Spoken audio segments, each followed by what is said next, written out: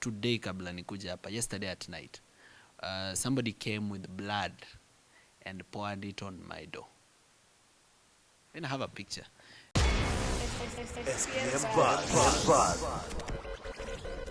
What's up, good people? Welcome to SPM Buzz. We have Sauti TV and Siasa Times. We are coming to you from SPM Buzz Studios, and with me is Inject Party Leader Morara Kebaso'S, carrying the burden of inspiring. Nakosea wapi? Carrying the burden of inspiring broken people. Yes. Maybe can you tell us a little bit about that tagline, maybe?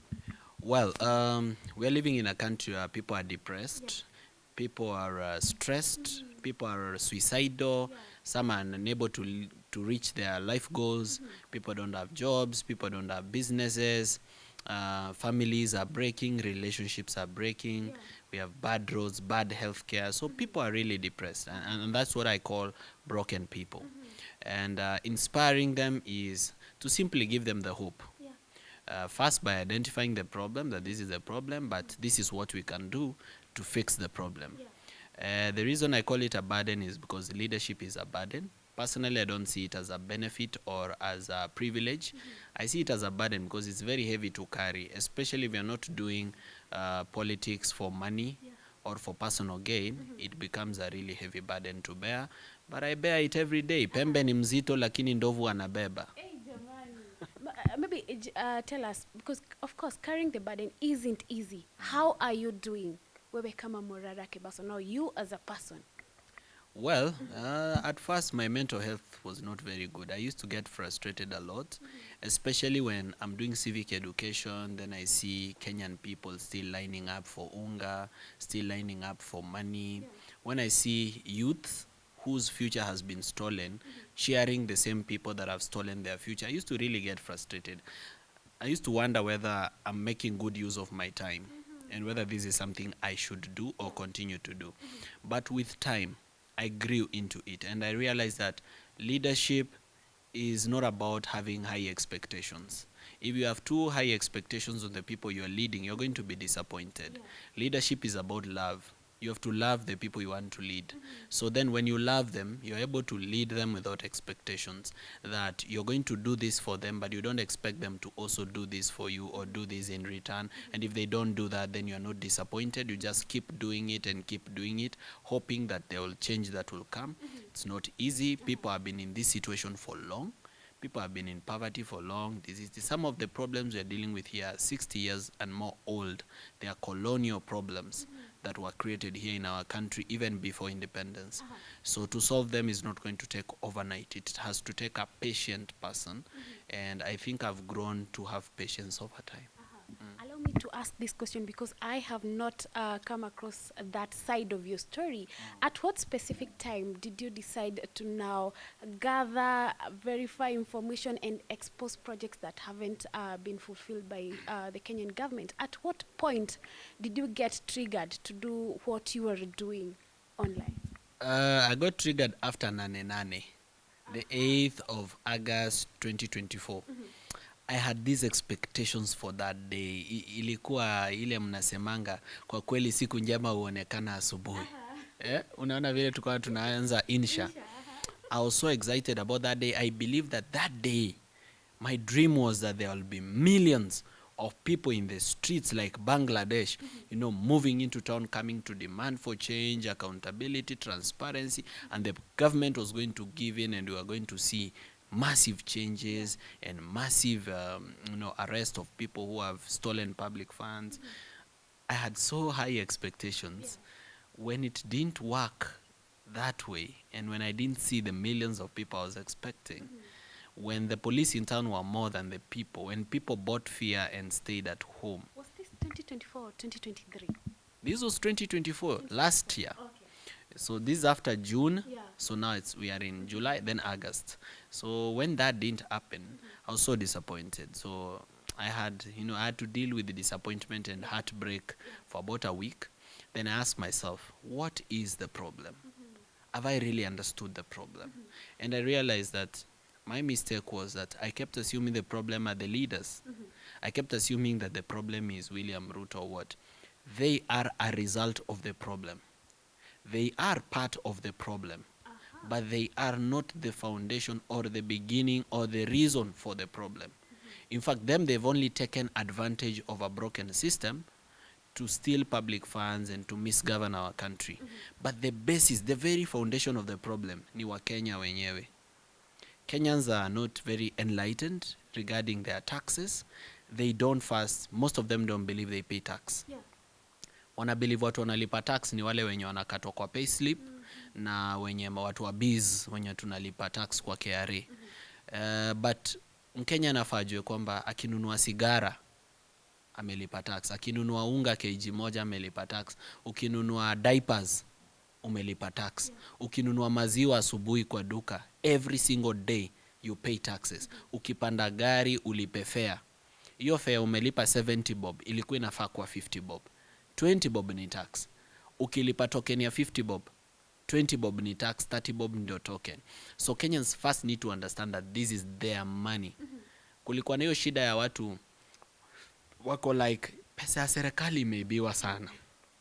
So I needed to make them understand that, one, this is your money, and secondly, this is how it's being used. Yeah. You know, it's not enough. You know, what the media was doing is saying 6 billion stolen in the Ministry of Health, or 9 billion theft through, you know, Kenya National Trading Corporation edible oil scandal once in a while. But they were not bringing the picture home. People are not like seeing it venye hii corruption in our affect. Unajua ukisikia pesa iliibwa and you yourself you've never touched a million in your life, and these people are talking about 6 billion, you're not able to know what's the magnitude of this money that has been stolen.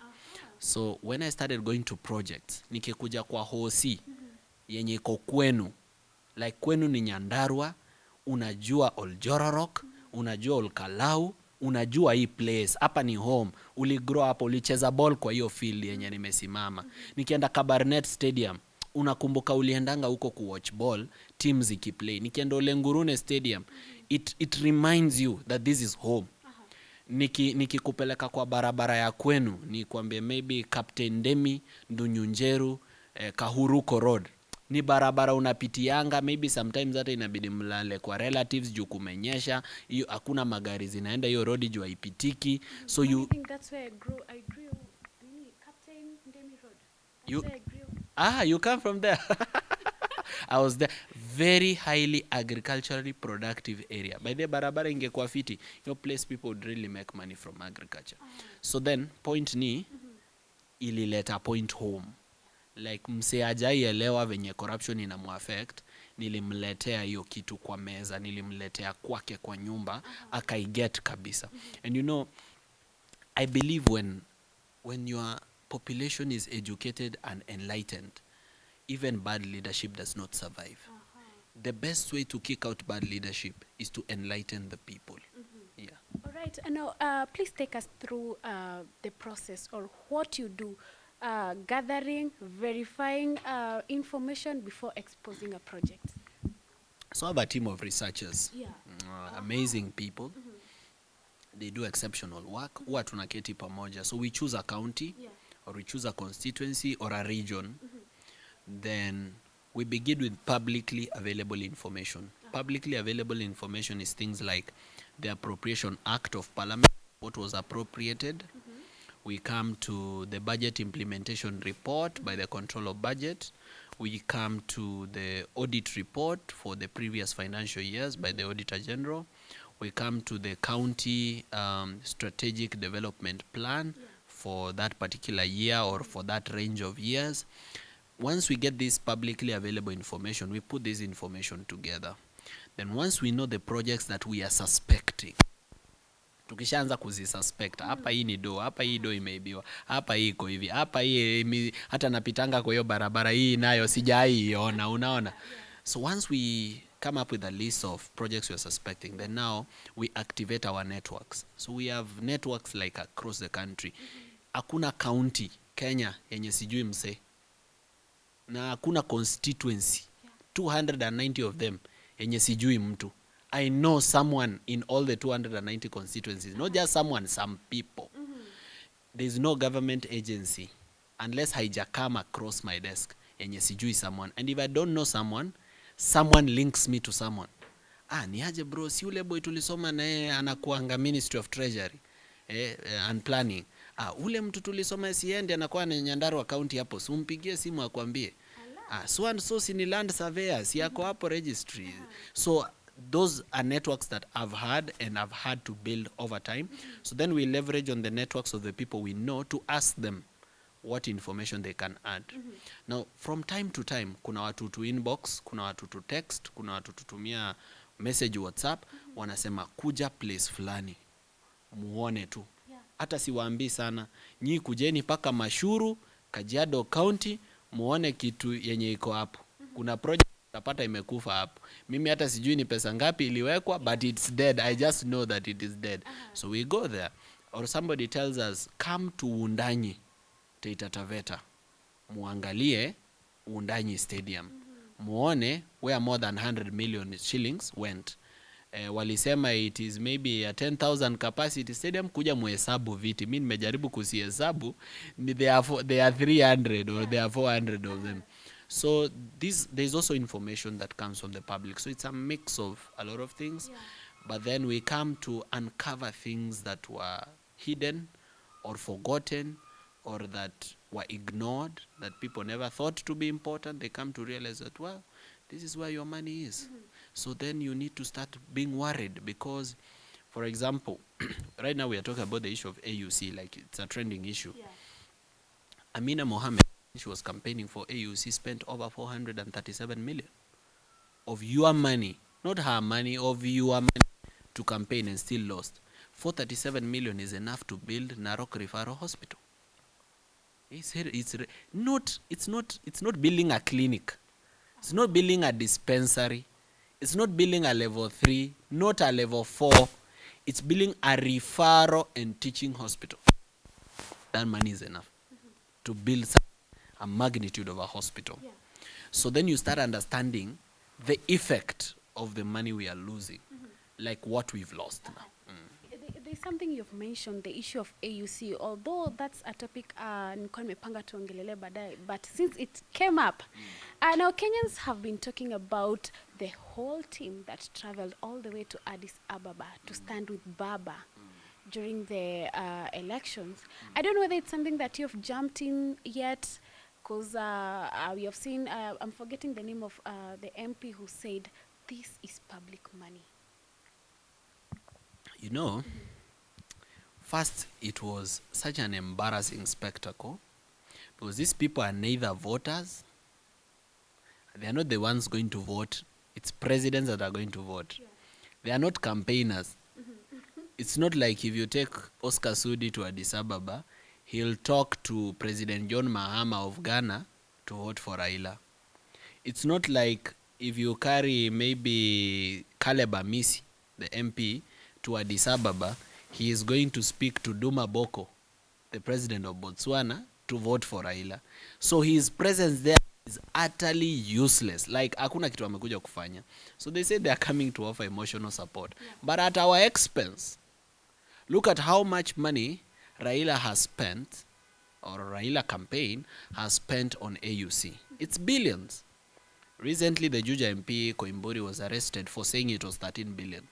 They are keeping it as a closely guarded secret because they are embarrassed at how much it is. And he didn't spend all of it. Some of it was stolen. The private jet alone he was using was costing Kenya $18,000 per hour. That's 2.3 million shillings per hour. Do you know how many youth whose lives it can change? In that 1 hour, yenye hiyo ndege imekunywa 18,000 to rent it. Do you know how many youths it can actually help in terms of accessing capital for their ideas? Of even opening their gateways to get employment? So many. So it was a total waste to have this whole team of, you know, people who are like going to on a school trip to go to Addis Ababa to do absolutely nothing, and he still lost at our expense. Unajua angekuwa na lose na do yake, we wouldn't mind. Yeah, we have seen a couple of them say they went there on their own expense. Highly unlikely. Highly unlikely. It's rarely true that our politicians or members of parliament use their own money for anything. Everything they always want to put their hand in our cookie jar. So what is this generosity? What is ni nini? Ni roho mgani mtakatifu aliwashika raundi hii wakawa na roho nzuri ya kupenda wananchi mpaka wakaona, jamani, raundi hii hatuwezi kutumia fedha za wananchi, tutatumia zetu. Highly unlikely. So I do believe that this will be audited and that we'll finally get the figure. It's just that they don't want to release the figure now when people are still angry. They want us to sahau, ndio they sneak out the figure. Then at that time, maybe people have forgotten they're dealing with a new problem. So Kenyans need to stop being forgetful. We need to hate theft of public funds with passion. We need to hate it like we are being paid. Talking about the AUC, do you think there was anything that could be done better for the Kenyan candidate to clinch the seat? First, how did we come up with a candidate? This is a Kenyan candidate. Who appointed him, or who said, now you will represent us? It is Ruto himself who just chose, handpicked Raila Odinga and said, since this is my opponent and I need to calm him down so that I can steal public funds, wacha nitafute mahali nitamweka akuwe busy. So it might not be the idea of Raila Odinga. It wasn't his idea. He was being given a retirement job. Now you see, the African presidents are very passionate about the AUC and Pan-Africanism. The AU is so much bigger than Ruto. Africa has more than 50 countries. So all of them have an interest. So you are not going to use the AU to settle your own domestic political problem. Hata wao wako na maopponent wao huko kwa zile country wametoka, who they would very much love to exile to the AUC so that they are no longer a problem to them. So first, the mistake is William Ruto handpicking a candidate for us who does not have the qualifications, who does not have the withhold to be a candidate for the AUC or to be a secretariat head of the AUC. Remember, the AUC is a secretariat. Hii si kitu ya kupatia mtu mzee mwenye ako beyond 80 years. Secretariat ni kitu ina involve meetings, ina involve a lot of traveling, ina involve a lot of document presentation. So it's not the kind of job for him. So unajua watu wakizeeka wanapewa retirement job kama chairman of school board. Mahali tu anaitwa meeting once or twice a month, anakuja na keti, anapeana wisdom na guidance, your story inaisha. AUC is a secretariat. It's an everyday job. It's an 8 to 5 job. This guy literally can't do it. Hata kama tunataka. There are so many Kenyans that were overqualified to be AUC chair, myself included. Ningeweza hiyo kazi, ukweli wa Mungu. And there are many other Kenyans that would have been able to do that job, but Ruto decided to handpick Raila Odinga, spend our public resources, okay? Then we are very poor at our foreign policy. Just imagine, when Africans are trying to talk about the expulsion of neo-colonization from Africa, where wazungus from the US and UK and France are trying to influence our governance structures in Africa. And Africans are rejecting that because the coups that you've seen in Mali, the coups that you've seen in Chad, the coups that you've seen in Burkina Faso, kina Dumbuya, kina Ibrahim Traore, those are Africans rejecting foreign influence. Then just when Africans are in that mood of rejecting foreign influence, Ruto slides in and says he has spoken to Emmanuel Macron of France to come and solve the problem in DRC. Surely. We have seen a lot of people think that this could actually be the whole thing that led to the whatever happened